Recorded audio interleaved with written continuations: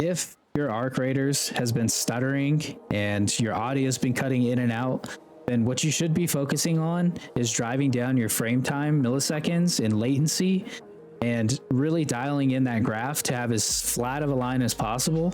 And now the best way to do this is by inserting a frame cap and then trying to dial in your settings around that frame cap to try to make sure you're driving down that usage. Setting a frame cap will 100% lower your CPU usage, no matter what system or specs you have.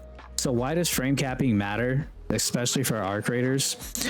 Arc raiders is very CPU intensive and very sensitive to frame times. Running uncapped FPS in arc raiders can cause unnecessary FPS spikes, drops, stutters, CPU spikes, which can lead to creating all of those little micro stutters that can drive you crazy, even on high-end hardware. Now this can affect everybody, even with a 50-9800X3D. It doesn't matter, even if you have high frame rates, even if you're at 200 FPS, you can still experience stutters. And it's one of the most irritating things as a gamer, especially if you invest money into a high like gaming rig PC.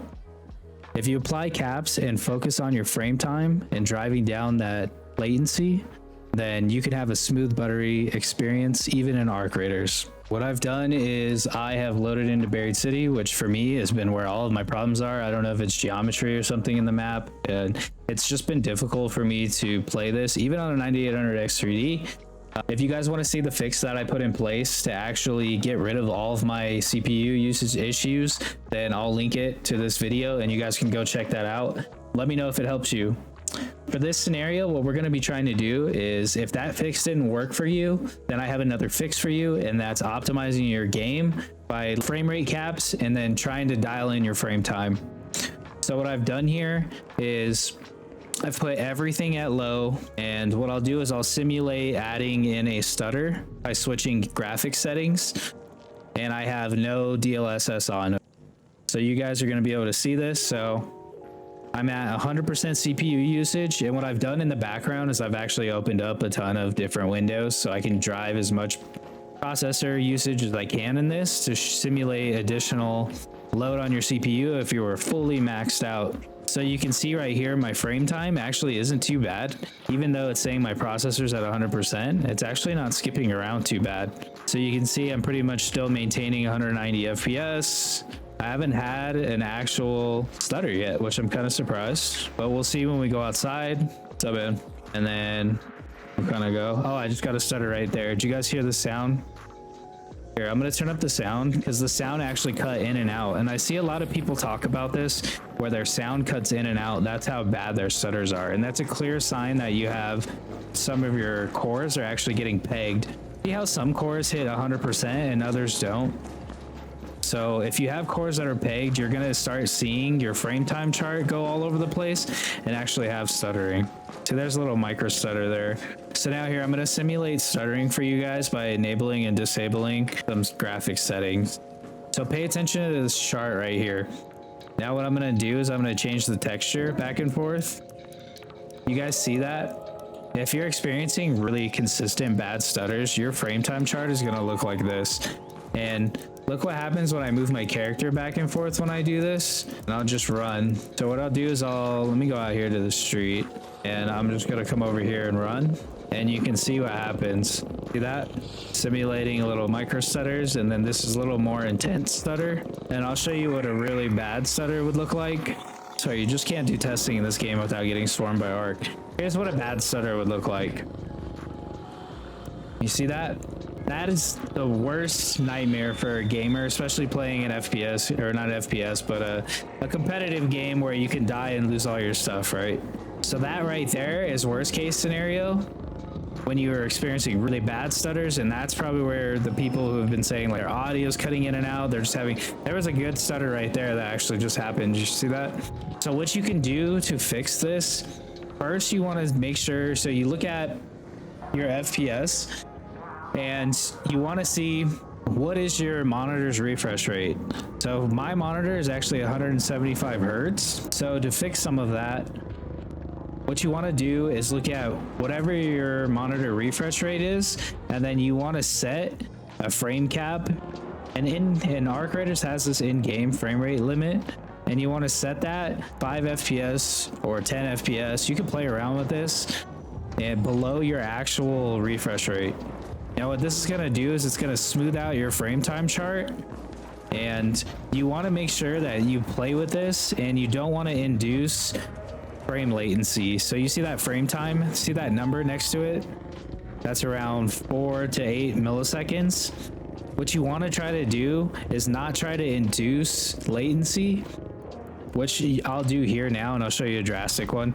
So if you were to say put it at 30 FPS cap, look at how bad this looks, right? And look at my frame time. It's at 33 milliseconds. So that feels really horrible, right? But my CPU usage is now dropped to 40%. So you want to figure out what's that balance ratio. Now you can do, let's do 160 and see what that does. Let's see if I hit 100 anymore. So I still have a stable frame time chart. My latency is only between 4 and 8 milliseconds, which I think is perfectly fine for our creators. Let's go in here.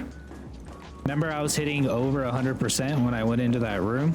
So a few cores are hitting it, but they drop down pretty quickly. And I actually have not gotten a stutter yet. There was a little one with audio. I could hear it stutter a little bit. But to me, so far, this feels really good, and it's kept me from hitting 100% there. Now, let's see what it looks like if we take that and do a little more aggressive, say 150. So my latency still hasn't changed. I'm sorry, I had to reset my graph. So my 1% lows are sitting around 95, it looks like.